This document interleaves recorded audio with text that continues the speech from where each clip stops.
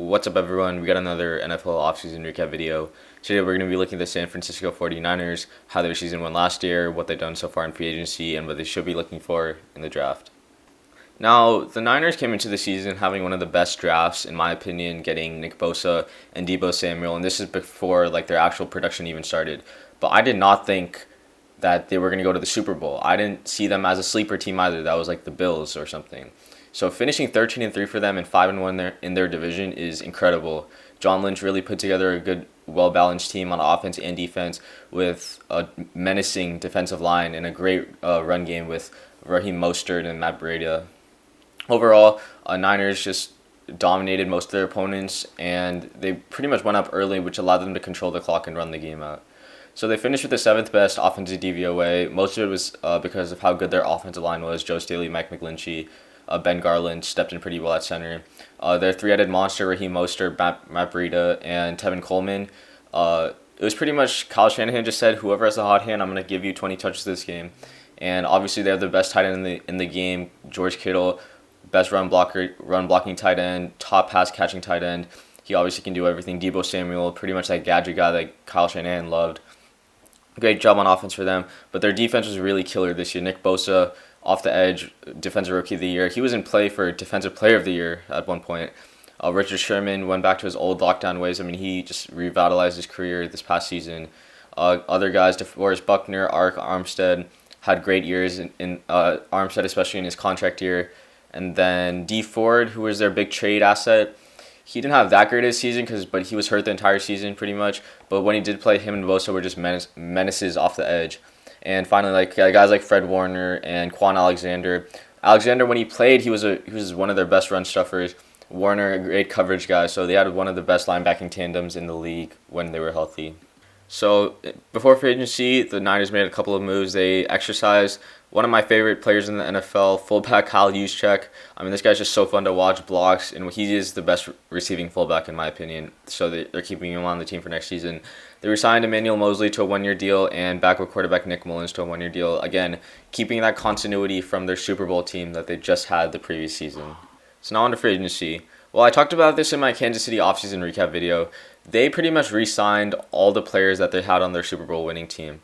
And the Niners pretty much followed suit because if you want to keep that continuity of winning and have that winning culture, you want to keep players that you know fit well into your scheme and have played well. So that's what pretty much the Niners did.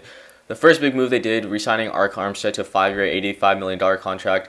This pretty much meant that DeForest Buckner, they didn't have enough room for him, and they traded him. I'll get to that in the next slide. But I'm neutral about this signing because Armstead had a great year in his contract year.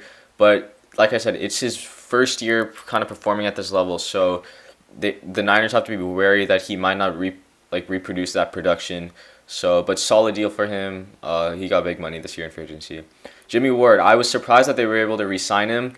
3 years, $28 million contract is a great deal for a free safety who really came into his own this past season, along with the rest of the Niners secondary.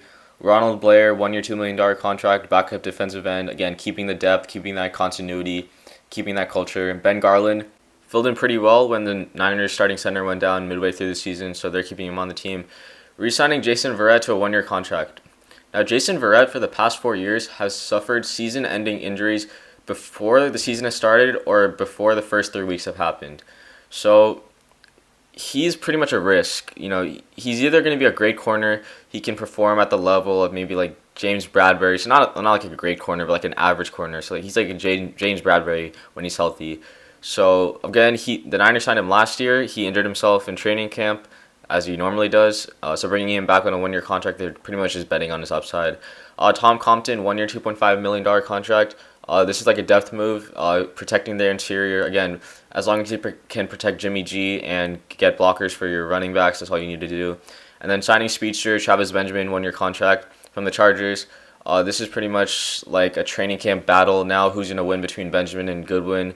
Both are speed demons. Both don't have the greatest hands, so this is pretty much a flyer signing for the Niners. Now, the big move the Niners made was trading DeForest Buckner to the Colts for a 2020 first-round pick. Now, I can understand this trade from the Niners' perspective. Buckner, he was going to be a high-priced free agent next year.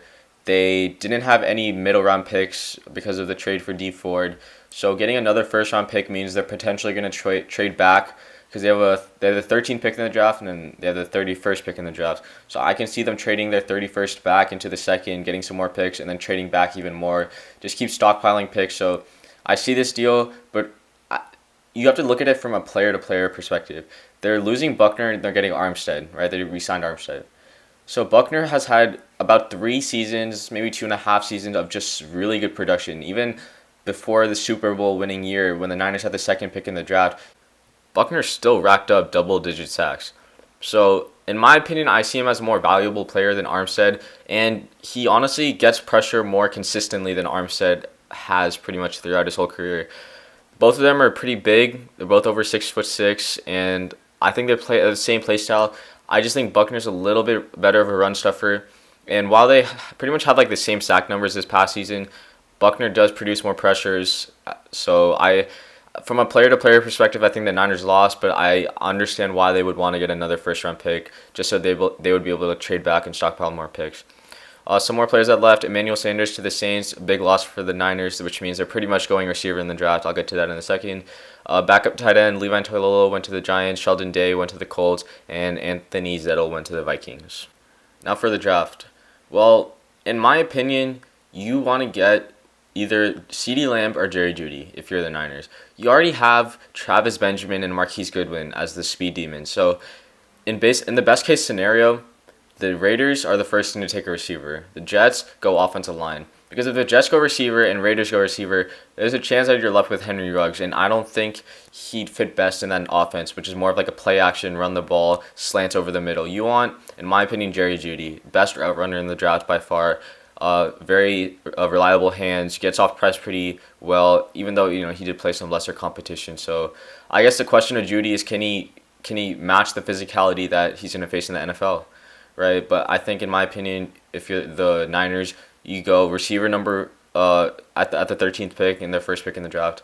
So you go receiver and then possibly getting a corner, right?